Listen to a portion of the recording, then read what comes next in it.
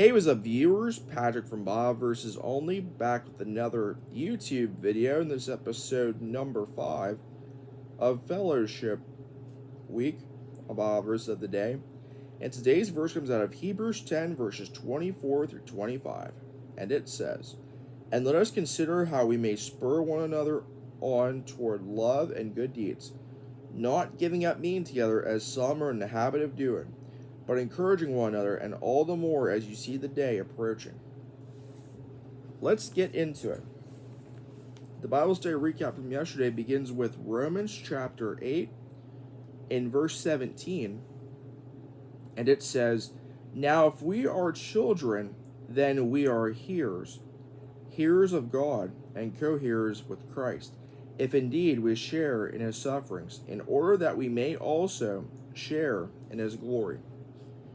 And sticking with Romans chapter 8, verses 25 through 30 says, "But if we hope for what we do not yet have, we wait for it patiently.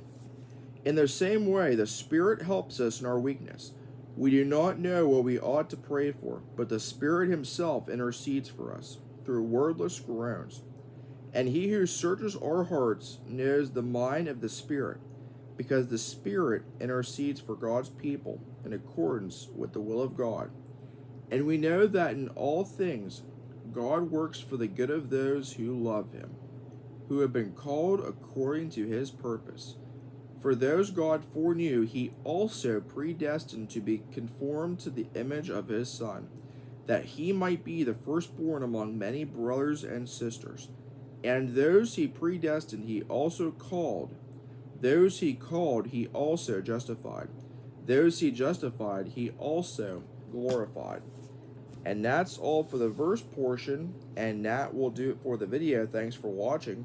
And until next time, me again, viewers, in every way, God's way is always the best way.